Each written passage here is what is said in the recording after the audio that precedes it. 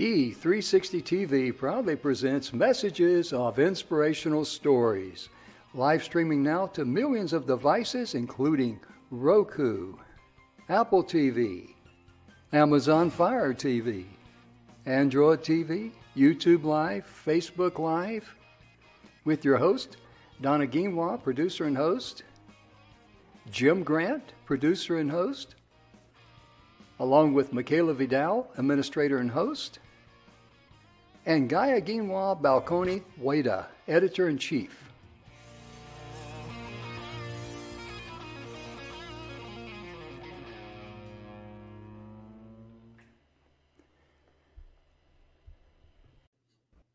Good afternoon, everybody, and welcome to the Messages of Inspirational Stories.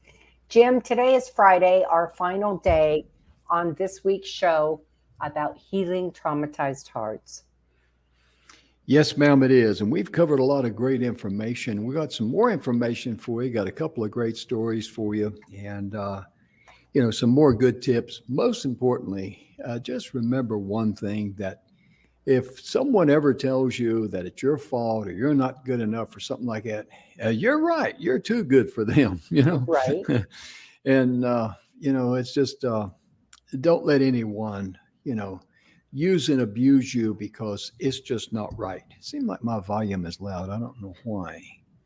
I hear Maybe you. maybe I ate too many Wheaties this morning or something, But, we're just honored here to be here with you today and to be able to share with you things that we're passionate about, because everything about our show, Messages of Inspirational Stories, everything we do fits in that category. Absolutely. And that's who we are, We don't have the talking heads on the guests and all of that, talking about how great they are, what they've done, because me personally, I don't find that very interesting. I really don't. I'm being honest with you. And that's just me personally, so there's so many times people want to talk about themselves rather than share great information. Right. And we want to just bring value to enhance your life on a daily basis or a weekly basis.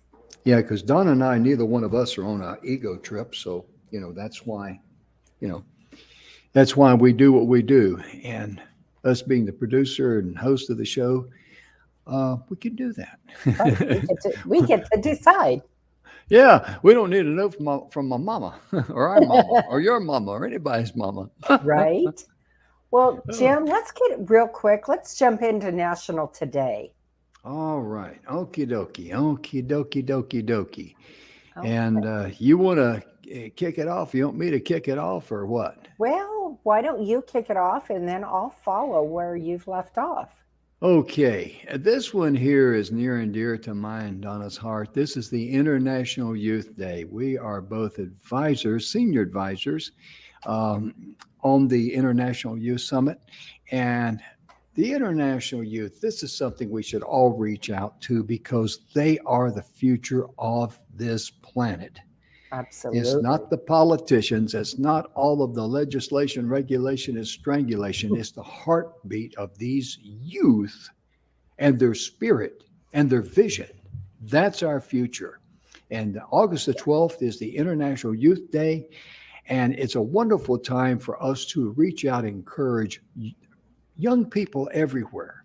Right. Stop listening. And the main thing is, I tell people, stop listening to stuff that deep down inside your gut feeling, it's not true. So don't, ignore those people.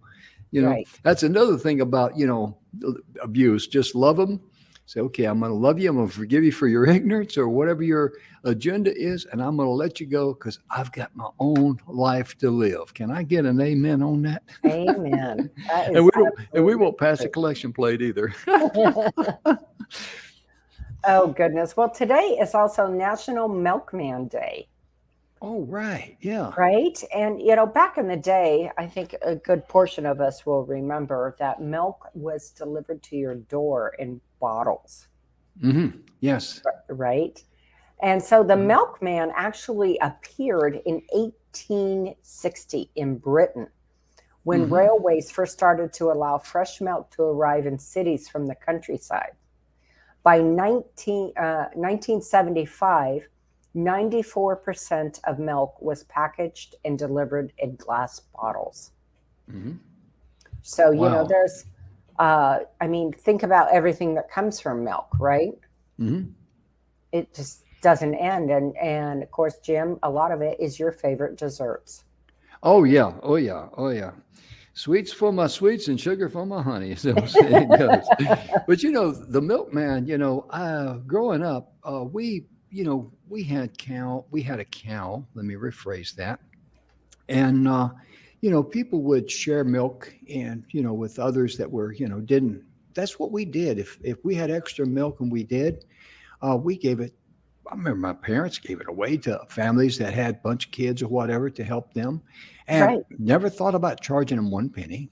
Nope. That's that is the power in giving, because what you're going to be blessed with down the road, you may be blessed with good health. Right. Well, Yeah. it's just doing the right thing all the time and helping, just being neighborly. That's it. Amen. You bet. And I remember, and I always get a kick out of Andy Griffith. The reason why the Andy Griffith Show is such a classic, ladies and gentlemen, because it gets away from the nonsense that we see in daily life. It gets back to the true values and stuff. A lot Right. of the old shows of the 50s did that. And I'm going somewhere with this. I hope I get there. We've only got an hour show, so I'm going to work on it real, real hard. You can tell it's Friday. Anyway, but there was also the butter and egg man. That was also a big business. And Yes. I knew a gentleman. We never did, we had a few chickens, and of course, we made our own butter. And in fact, just the other weekend when we had the girl invasion in my house, girl power, when all, I mean, me and Ruben, we were the only two guys here. We had, see, Evelyn, Lisa. Anyway, they made butter, and right here in the house, and it was good. But I It's mean, easy butter, to make. yeah, yeah. So thinking about farmers in general, I'm going to expand this just for 1 second, if I may, Donna. Thinking about farmers in general who get up early, work late, work hard to provide food for Oh us. my gosh, There the is work doesn't valuable. end. Yes, yes, and we want to reach out to them. I know it's not National Farmers Day, but so what? Send me a bill and I'll pay it. But the milkman, yeah, that was always a treat, because you get up there in the morning and the fresh milk would be there on your doorstep. And oh, I remember Carolina Dairy with those. Donna, you remember the glass containers, the glass jugs, quart, they were kind of like a quart, but maybe a Hmm. half quart. I'm not sure, but anyway, they had the paper seal on top, and you drink out of those. Oh man, it, Good it was good stuff. milk. Yes, it Hmm. was. You young people, you got robbed. That's all. And we can't pay a bill on you for that one there. We can't pay your bill there. Right. But National Milkman Day, that's a classic. That brings back some good memories. Well, Jim, here's one you're going to like. All right. National Gooey Butter Cake Day. Mm. Oh, did you say gooey? I like gooey. Uh-huh. That gives you a good reason to lick your fingers right there, ladies and Right. gentlemen. It's gooey butter cake is a dessert or a Hmm. pastry, Hmm. and it has a yeast cake foundation with a goo mixture on Mm. top, sprinkled with Mm. powdered sugar. So it's a real Mm. sticky dessert, and it Mm. can be found in most bakeries in and around St. Louis. Hmm. I'm sure other places as well. Oh Um, yeah. Gooey butter cake is also served as a coffee cake. So, kind of interesting that the holiday was initially founded in 2019 by Chinook Markets.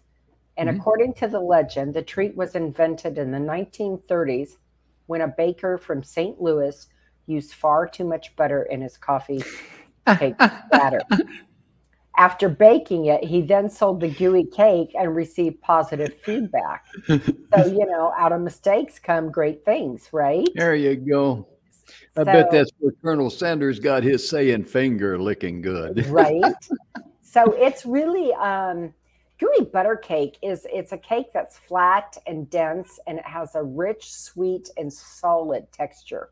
So Wow. a wheat cake flour, and I'm sure you can substitute the wheat flour if you're, wheat intolerant, with Mhm. sugar and butter and eggs are commonly used in this preparation, and it stands roughly 1 inch tall on the average, and then it's just coated with powdered sugar as a final touch. Mm. And So, you said you could eat that with drink it and drink coffee with that. Is that right? well, yeah, you can have coffee with anything. You know that. I was just going to say, Donna, you singing my song. That's kind of like the first time Evelyn's going to make.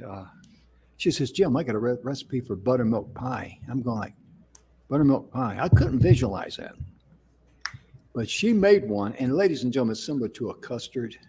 But I'm telling you, Good, right? I think I was created to eat sweets. And I hope my cardiologist is not watching this show or anything. And I don't fudge nearly as much as I did before I, had my heart problems, but precious memories. Well, a How little they fudging linger. now and then. There you go. There you go. Keeps your sunny side up, and it's kind of like when I turned 74. Someone mentioned says you look good for 74. I said, well, this getting old is a new experience for me because I've been young all my life, at least mentally. What's that old saying? Growing up is mandatory, but growing old is mandatory. Growing up is optional, and that's an Absolutely. option. I'm not gonna push that option button on that one. I'm just gonna let Nope. it ride. I'm gonna let it ride. Oh, goodness. I love that. And let's see, what's the next thing here? I mentioned the International Youth Day. Yes, I did. We talked about Oh, yeah. Hey, Donna, have you ever had this is the National Julienne Fries Day? That's Gulienne. Have you Yes, ever heard of those or had those before? of course I have. Okay. They're French fries. That's why I look at them. But the actual name of hearing julienne is a new one to me. Maybe I've Well, lived a very sheltered it's life. just the way that they're cut. Oh, So that okay. it means it's in chopped into thin pieces. Oh, okay. Hmm. So it's almost the size of a matchstick. Oh, okay. It's kind of like potato sticks. Yeah, it's a really Hmm. teeny ones, and Hmm. I have them usually in diners that Hmm. have more of um, an old fashioned menu will serve those. Hmm. But they're really Oh, good. The biggest problem is that for me, maybe it's because my hands are so big, but they're so dang thin. It's yeah. like we're used to the big, thick fries, right? So, Oh, yeah. you Yeah. dip them in ketchup, you got to grab like Mm. four of them. Waffle fries have come on the scene now, Hmm. and I really like waffle fries because you put your ketchup in there and it holds it in the waffle. Right? It sticks. And that way you can wolf it down. It's good. But I'd never heard the word julienne before. I just hadn't, shoestring potatoes. Yeah, I've had those, that sort of thing. Hmm. Just one of those things. And just what's the next thing? We go, I want to talk a little bit about this National Vinyl Record Day. If you young folks out Yes. there didn't have a 4578 or whatever, and you don't know what 45 RPM or 33 and a third RPM is, you missed a lot of good music. Right? And there's a comeback on it too, Donna, because a lot of people talk about the sound that was created Hmm. in the vinyl records cannot be, electronically come close to that original rich sound. I didn't realize that. Right. I really didn't. Right. And I I think a think, lot of, I'm sorry. Well, I just think for me, the one thing I dislike about vinyl records is it's so easy to bump something and scratch it. oh yeah, yeah, that's one of the downsides. Yeah. And one of the signs too, we'd hear a lot of when the record needle gets on the record and all, and that was because everything was in mono. But if it's in stereo, Right. that's what raises it up to the level that people really like and enjoy. But today is National Vinyl Record Day. And before the phonograph, Thomas Edison in 1857, the earliest sound device, recording device, the phone autograph device that recorded the elements of sound was invented by Edward Leon Scott, and Martinville is his last name. The first phonograph parlor opened in 1889, A Coin for a Sound, and the first album was made in 1909. That's with the collection of songs on there on one album, on one record. And look how far we've come since then. Oh my goodness gracious, yes. And in 1969, on September the 26th, the Beatles released arguably one of the most iconic album covers of all time, Abbey Road, and it was, vinyl. Yep. So it's, when you see vinyl records, or you may not see them around, obviously, but you may see them in pictures or whatever, just remember that's the way that music was. I mean, there were record stores.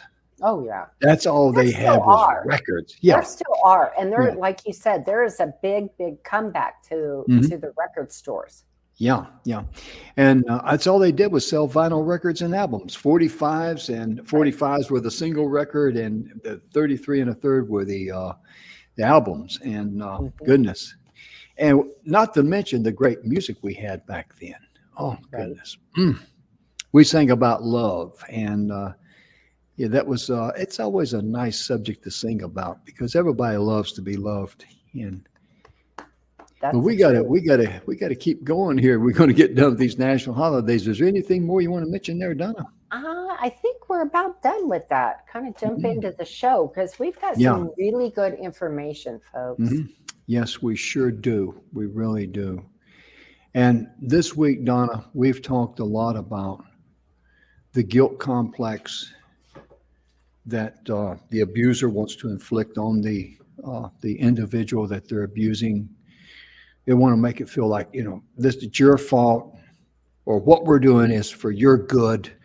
I'm suffering for you, and just beat the people down.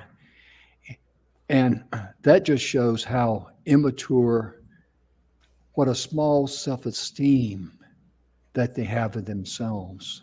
Absolutely. They don't feel like they're worthy. And it just falls a little bit in that same category of some men have a complex if their wife or girlfriend has a job that pays more money than they make. And sometimes it bothers a man to the point that he can't deal with it. Right. And that's the same thing is true, I believe, and I'm not a counselor or anything like that, but I really believe, Donna, and I'd like your opinion on this. I really think that the reason why a man would want to put a woman down is to make himself feel better, because if she's better than him and he's got an inferior complex, a little man syndrome, right?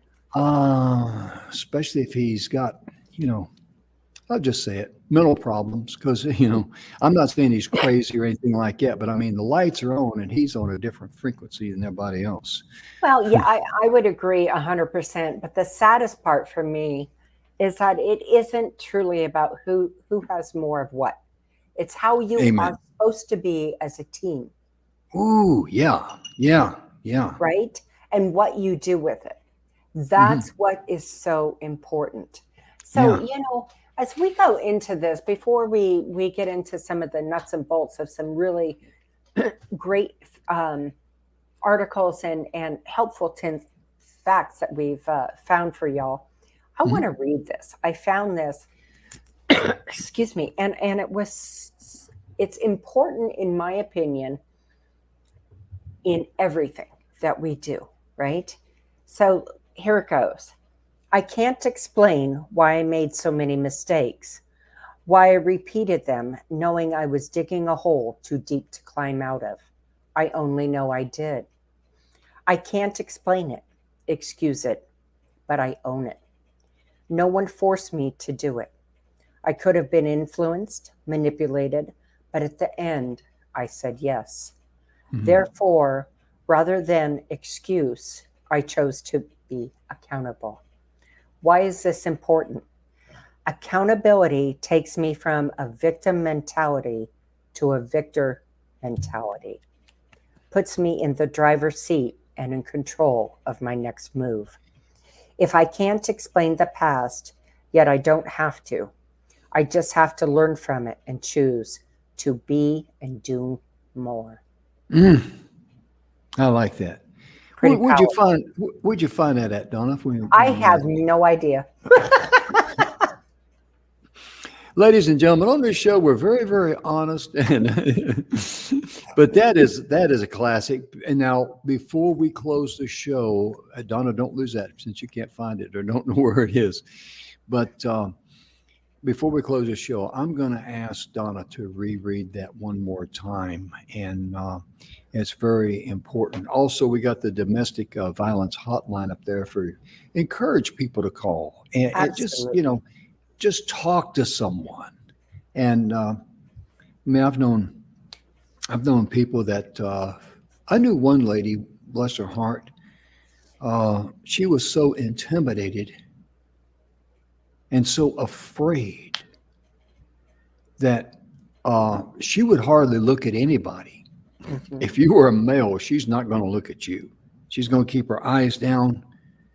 And because she lived in so much fear Right. from this guy, I didn't know her husband, but I saw her around a few times when I lived in this town many years ago.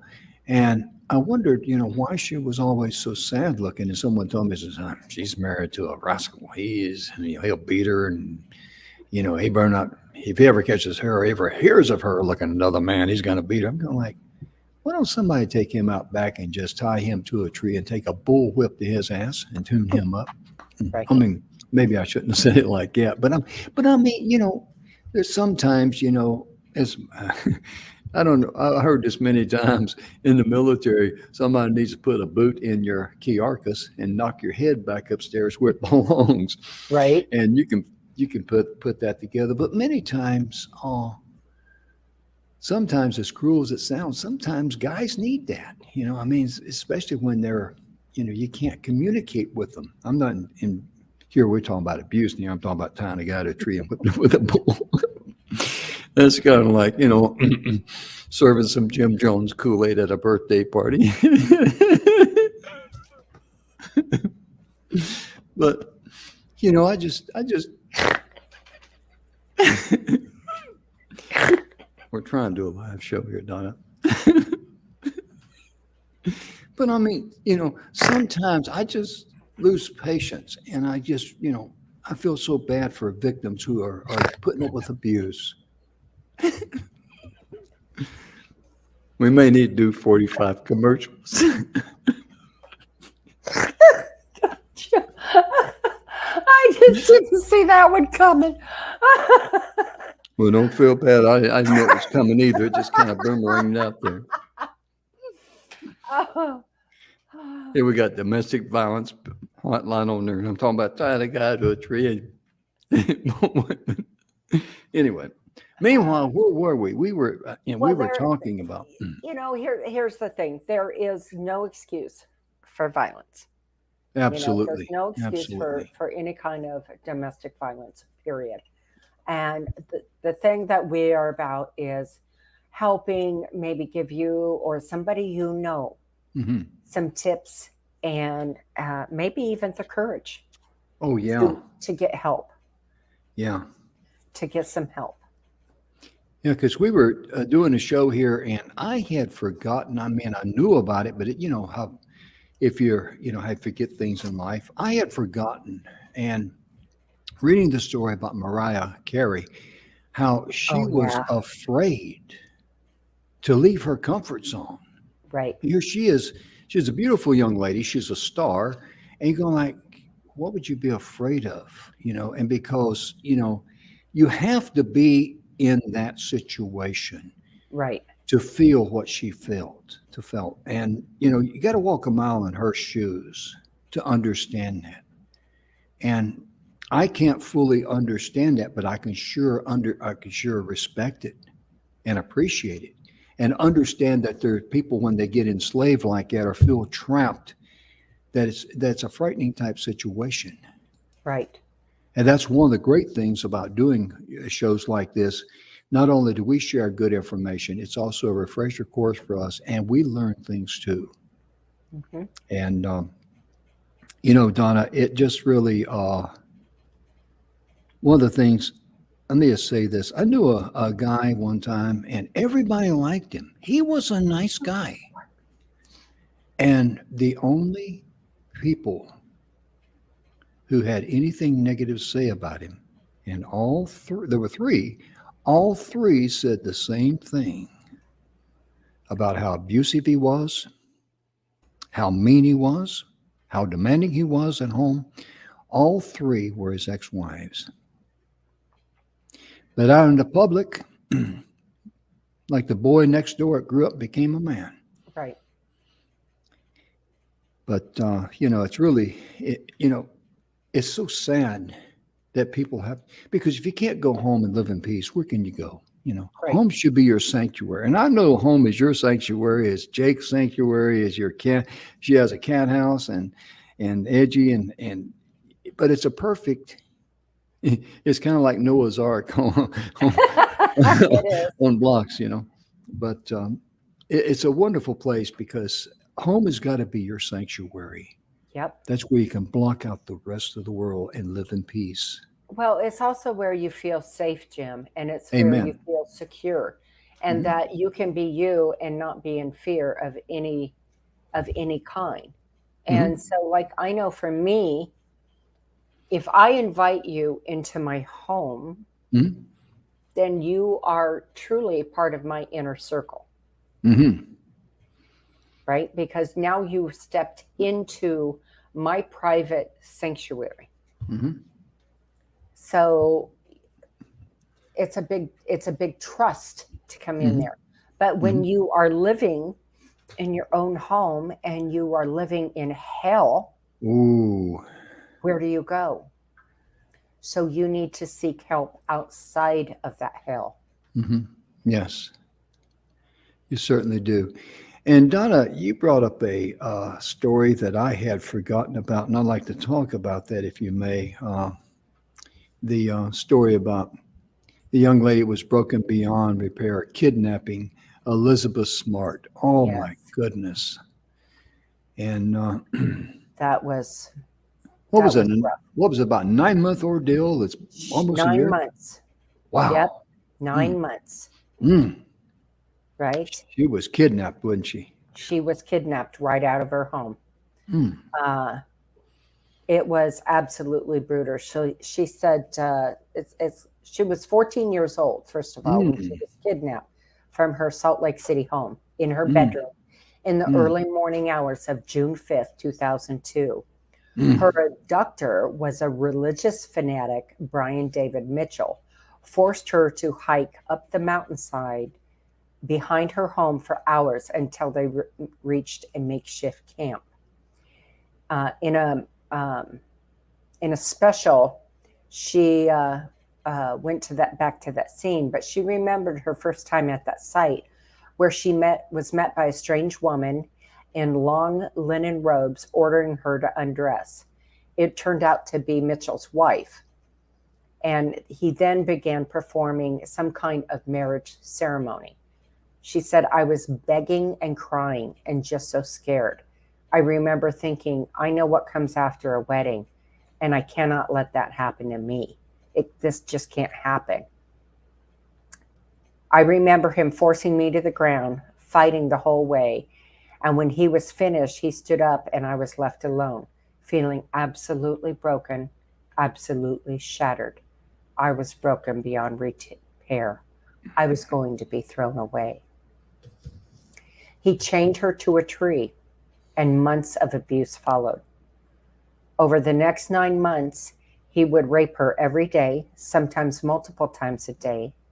He would torture and brutalize me in ways that are impossible to imagine, starve and manipulate me like I was an animal. Mm. If she resisted in any way, her captor only threatened her more. He looked at me and said, "If you ever scream out like that again, I will kill you. If it helps you not to scream out, I can duct tape your mouth." She came close to being rescued once by her uncle. I remember my name being called very distinctly, and I remember thinking it sounded just like my uncle, but she couldn't respond. Mitchell grabbed her and said, "I will kill you if you make a noise. I will kill whoever comes up here to find you. If they ever get in this camp, I will kill them." Knowing that her family had come so close to finding her, it left her feeling isolated and hopeless. If I could have slept for 9 months, I would have. That's where I could go to almost not feel the pain and the despair, not feel everything that was happening to me. There was a point that I stopped crying.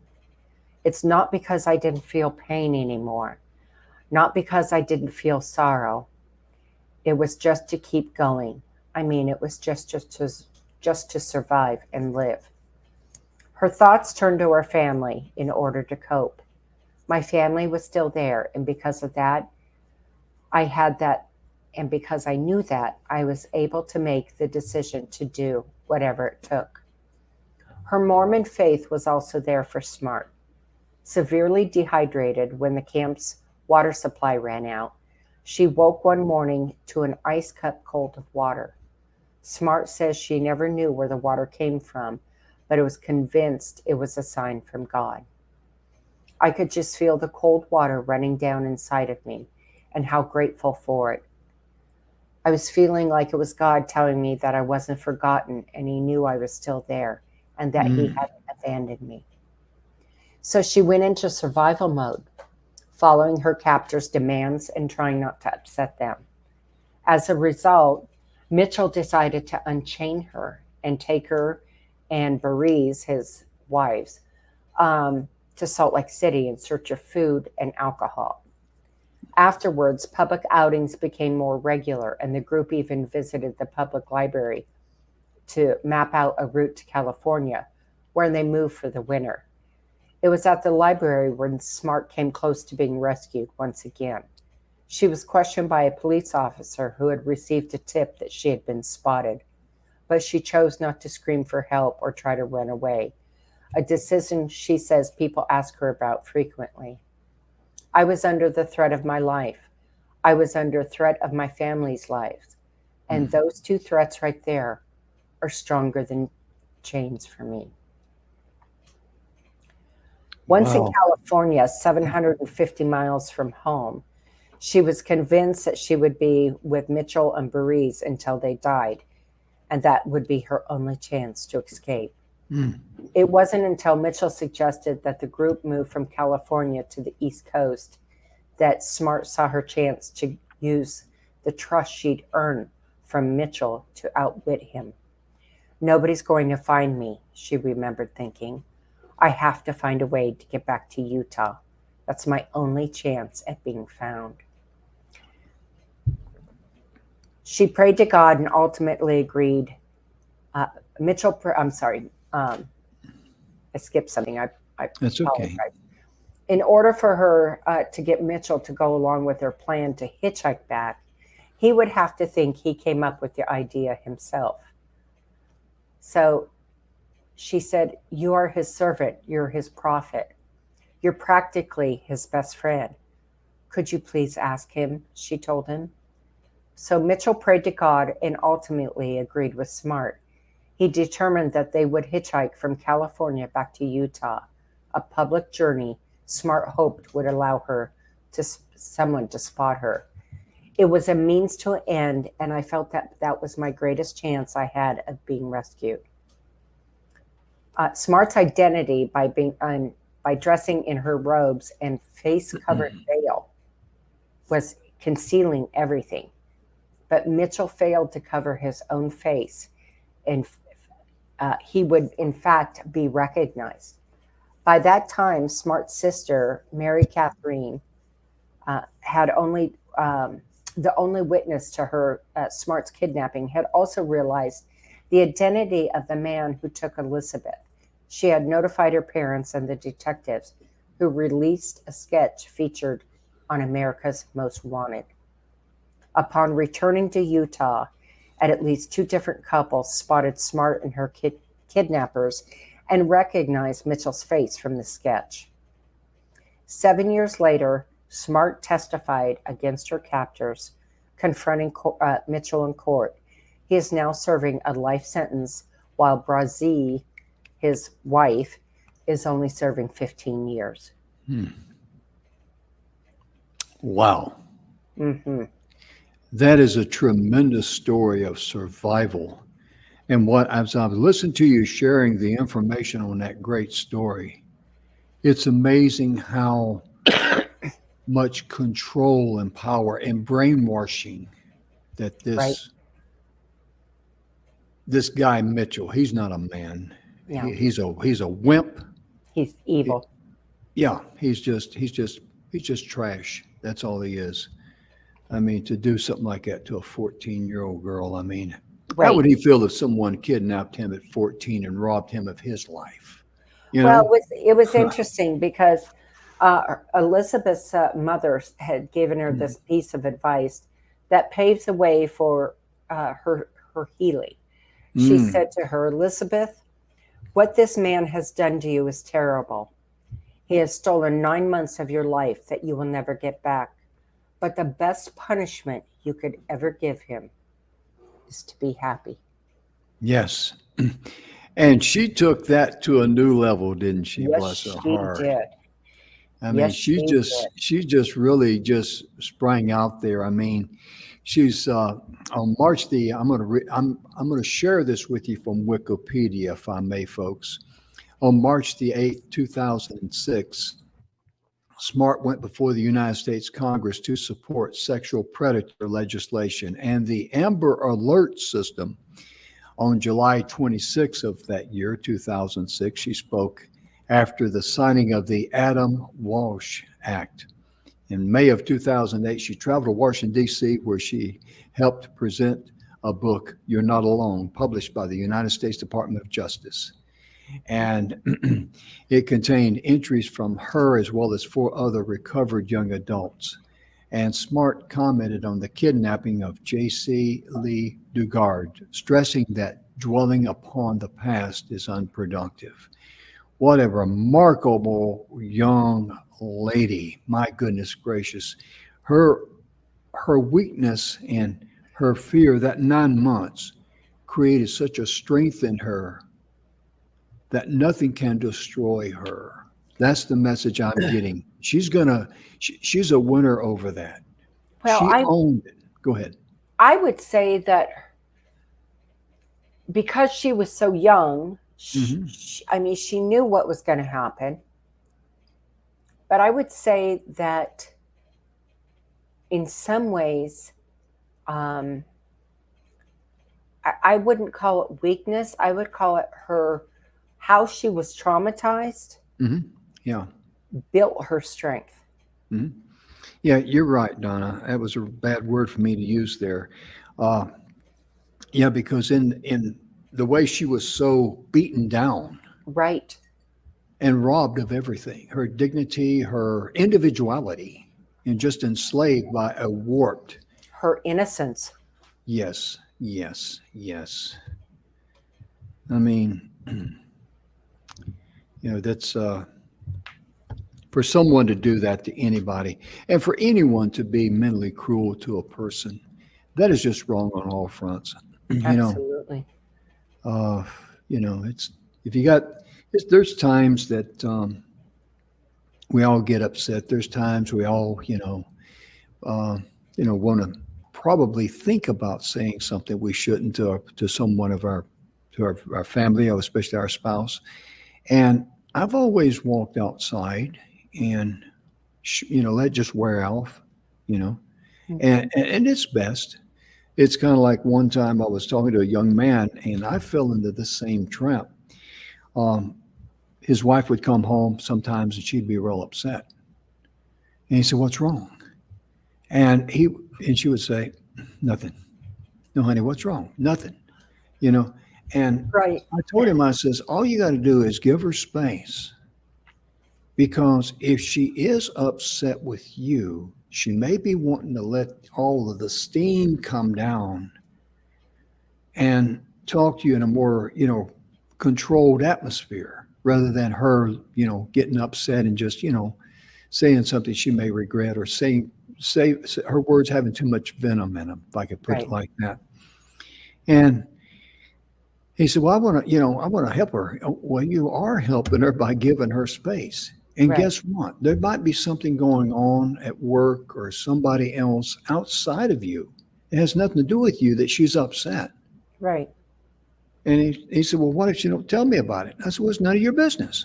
I mean, and look at it like this: if your wife comes home, I told him this: if your wife comes home or your girlfriend and she's upset and she won't talk about it, and things cool off and she's fine and she never says anything to you, one or two things: either it had nothing to do with you or you dodged a bullet, son.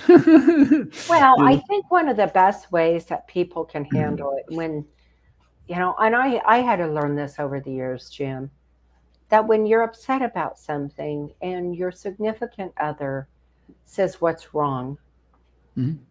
all you have to do is say, you know what? I'm not ready to talk about it yet. I'm still Mhm. trying to process it and digest it.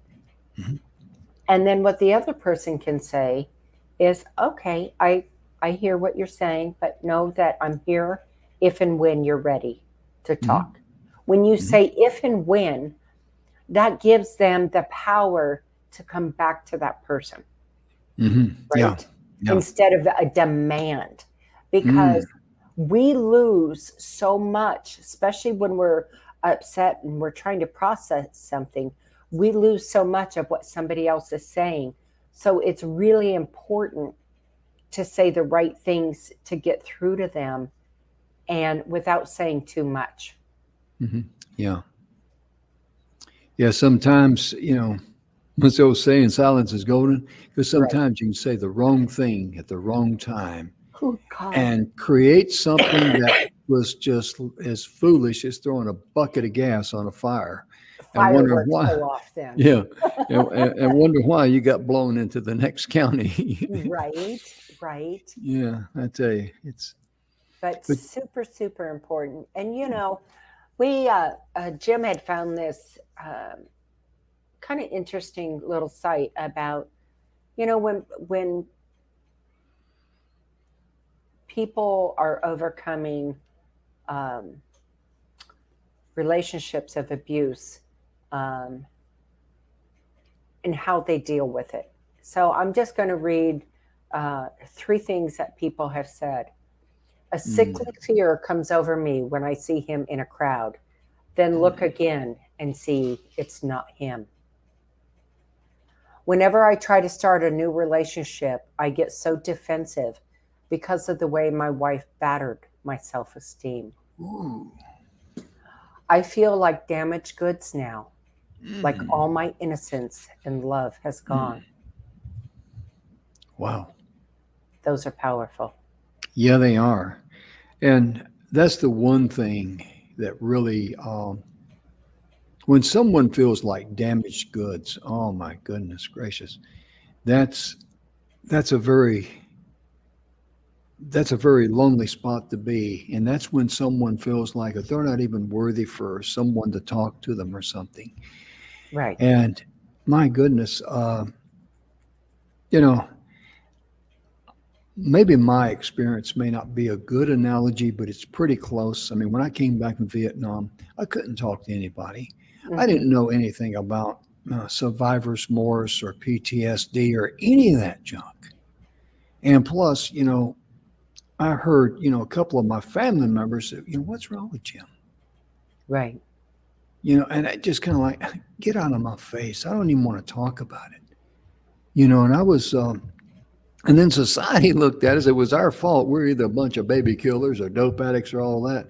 And I just kind of like evolved from that to where if you like me, fine, that's okay. If you don't like me, that's fine. I don't care. Because I tell Right. people I'm not running for anything, I'm not running from anything. So when I say I don't care, it means I don't care. Right. But in my life, my desire is to help others. Absolutely. That's the first thing that comes to my mind. Sometimes, from a financial point, you may say, well, I think you're taking stupid to a new level because I've done a lot of things that for people and, never received or asked for anything. And that's okay because that's not who I am. I've got to give and I've got to be me. I got to be true to myself. And Right. and where I want to go with this, Donna, is that no matter how you feel, you've got to love yourself, you got to forgive yourself, and you got to be true to yourself Right. and realize that you're not damaged. No. Not at all. Go ahead, please. Well, the, sometimes the damage part, it bothers me because they say Me too. somebody who is emotionally abusive or physically and emotionally abusive said they'll say to their a partner that they're abusing, well, you made me do that. Oh. This was for your own good. I did that. Right? If you hadn't have done that, then I wouldn't have had to do this. Right? And so it is that unbearably unbroken cycle until you take the power back for yourself to break it. You saw me almost giggle there a little bit because it reminded me of a true story in my family. My dad had a cousin who was a drinker and abuser. He was fine until he drank. But when he drank, it was kind of like, he went into a different mode altogether. And his Right. wife was a very sweet lady. And he would come home and he would smack her and beat, he was just horrible. And she put up with it. Now, he was a good sized guy. I wouldn't say he's 6 foot, 200 pounds, but he was good size. She was maybe 5 foot, maybe 100 pounds. But one day she had enough. He came home drunk. He, did his thing as far as being mean, slap her and all that, and call her names. And he went to bed, which he always did. And she got out a needle and thread and she took her time. And he was laying on a sheet. She put a sheet over him and she sewed him the two sheets together all the way around. And then she took a broomstick and she beat the tar out of him. And I know we're not supposed to be talking about thump therapy or anything like that, but but this is a true story. She had just had enough and said enough's enough. That was her way of handling it. Mm-hmm. And what was amazing was that after that, he got religion. He literally got religion. He quit drinking. He joined the church, and because she was telling him what a horrible person he was and how mean he was to her. And he didn't realize he was that bad when he was drinking. Right. It kind of shocked him like, that's not who I am. Yes, it is. Right. And that led him on a journey to forgive himself. Because a lot of times the abusers, they don't realize how mean and vicious and wicked they are. Right. And if you know of someone that's got that guy's or girl that's an abuser and they got a good friend, maybe from a third party, they can understand that, hey, what they're doing is hurting people, is Right. harming people. Right. Because a lot of people who are brought up as children in abusive situations, they kind of think that's way, in a subconscious way, that's where the world should turn. Well, And it becomes a cycle. yes, we It need to becomes break a that cycle. cycle. Yeah. Exactly, because it's a learned behavior. Mhm. It is an absolute learned behavior. And again, I believe it was yesterday's show, Jim, when I got divorced, Yeah. amongst many other reasons, I said it was because I did not want my children Right. to think that this was a normal, healthy relationship. That takes courage. That takes courage, Don. I got to tip my hat to you on that one. That takes courage, young lady. And it was tough to be able to tell my children that. How scary of a situation was it when you made that decision? Whew. Well, It was there was a lot of circumstances with it, but it Mm-hmm. was, I mean, it was not an easy decision Mm-mm. because it was scary because I was going to be um, going against what I always said I would, that there would never be a divorce. But there is a Mm-hmm. time when you can no longer live in a relationship that is not healthy, that That's isn't right. just stagnant. All relationships have a stagnant point, but there is stagnant and there is regressing, Mm. right? And that was it. It was no longer a loving, nurturing relationship. Mm. And I didn't want that for my life. And I certainly didn't want my children to think that was fine. And so I made that decision. And yeah, it was scary. And Mm-hmm. let me tell you, the holy you know what hit the fan for the next 4 years after that. But it Wow. was what it was. So I dealt with it. But, Yeah. I also said I would never get married again. Yeah.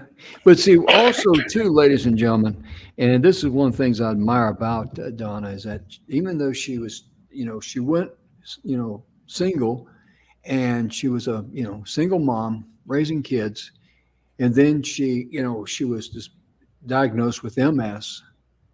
And when she found that out, and correct me if I'm wrong on this, Donna, the day you found that out, you were after that appointment, you were supposed to go to the appointment to schedule your first brain surgery for an aneurysm in your brain. So Correct.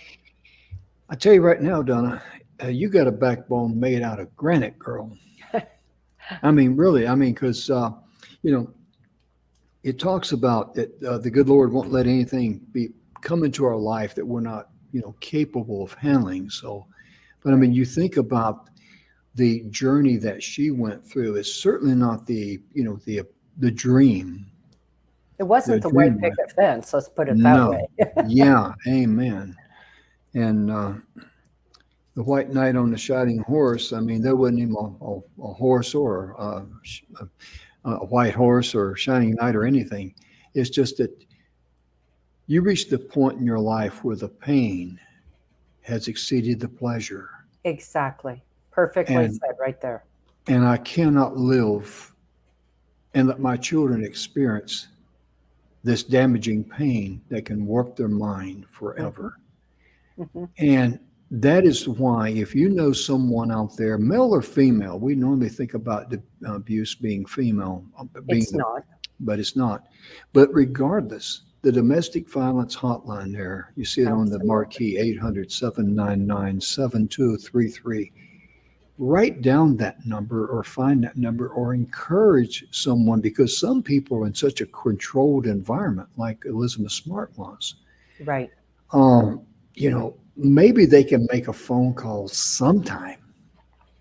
Maybe when the abuser's in the shower or in the bathroom or, whatever, they could have the courage just to call. Right. And of course, on cell phones now, the way these people keep track of you and all that, you can at least race it, you know. And but I mean, just they're going to need some encouragement because we don't realize how much trauma they're under, how much suspicion they live under. They feel like there's a big spotlight on them, watching every breath that they take. Well, here's something else. Hmm. And it wouldn't be prudent of me to go into details. Hmm. And I won't do that. But let me just say it this way. When you are in a bad relationship, most of the time, the person who is suffering doesn't say one word to somebody else. That's true. You know why? Because it was my bed, I'll make it, right? I chose to lay in this bed and I have to make this bed. Hmm. Mm. So understand that compassion and love and support goes a long way. Oh yeah, it's like us people come back from they suffer from PTSD, come back from combat and all. Right? We can't talk to anybody because you know what? They can't understand it. Right. They can't relate to that. I mean, their worst day is maybe spilling a cup of coffee on themselves going down the road and they get mad because they, soiled their clothes or whatever, or stained a shirt or whatever. or they may have a flat tire or something like that. But I mean, the world that in the world of combat, that's a different breed of cat. It is. And But we're there's all battling. And yeah, here, that's the point. We are all battling. mhm, And whether we have a good life or not, you know what? I have a great life, mhm. but it doesn't mean that I don't battle. It Oh doesn't yeah, mean that I don't work on the things that need to be worked on mhm. to have that great life. Oh And the yeah, reason I have a great life is because I chose a great life. I mhm. Oh chose yeah, peace and I yeah, chose grace. yeah. And you know, like Edgy chose you, and you chose Edgy because true love is got to be a cooperation between two parties. You can't make somebody love you. I know there's people out there that try that. Right. And, you know, even when I was a teenager, I thought maybe that pretty girl there, I could get her to fall in love with me. Guess what? Right. That didn't happen. Well, and and then there's the other one, Jim, that sometimes we meet people in life Mhm. and we love them, but it doesn't work out. And it doesn't mean Oh, we yeah. don't love them, Yeah. but it just means it just didn't work out. Yeah. It just was, and that's the senior in the sky, as I like to call him. That's his way of saying that's not the right person for you, because Right. we can all think in our lives about things that we've asked for. Please, please, please, let me have this, let me have that, and then down the road, you know, I'm not talking about just people. I'm talking about things or whatever events. You go like, thank goodness I didn't get that. That would have been a train wreck, you know, Right. and because we don't really know what's good for us, because that's why when it's right for you and the energy brings it your way, and you know, love is a choice. You choose to love yourself, you choose to love others, and someone else, they're going to love you for just being a person, which is what we all should do. We shouldn't look Absolutely. at anybody as a male or female or white or Mexican or black. I mean, that's nonsense. That's all physical. Because deep down inside, we all have heartbeat in our veins. We all have breath in our lungs. We're somebody. We got feelings, and we have a spirit, and that is who we should love. Absolutely. And that is also the same person we should forgive, Hmm. Now, because Jim, forgiveness is huge. Yes, ma'am. I'm sorry. Go ahead. No. I was going to say, I know what you're going to say. I got my glass on. I don't have my glass on. I can't see the time. So, you know, blind in one eye, can't see good out of the other.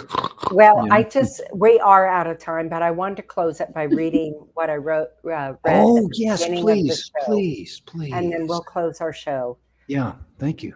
I can't explain why I made so many mistakes, but I repeated them knowing I was digging a hole too deep to climb out of. I only know that I did. I can't explain it, excuse it, but I own it. No one forced me to do it.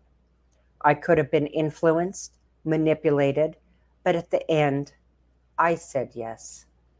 Therefore, rather than excuse, I choose to be accountable. Why is this important? Accountability takes me from a victim mentality to a victor mentality. It puts me in the driver's seat and in control of my next move. I can't explain the past, and yet I don't have to. I just have to learn from it and choose to be and do more. Mm, I love that. I'm glad you remembered that, Donna. Thank you for remembering to read that again, because that is so powerful. It is. And ladies and gentlemen, we're wrapping up this week on, you know, the abusive relationships, the healing of the and, traumatized hearts and all. And we were inspired by, you know, Charlene Fouts' organization. She started Healing Acres Never Again because of her experience. And we are really out of time. We're about to get snapped out of here. We love you. Thank you so much for watching our show. We appreciate it. And we hope and pray that you will, share the show with others. We'll see you next week.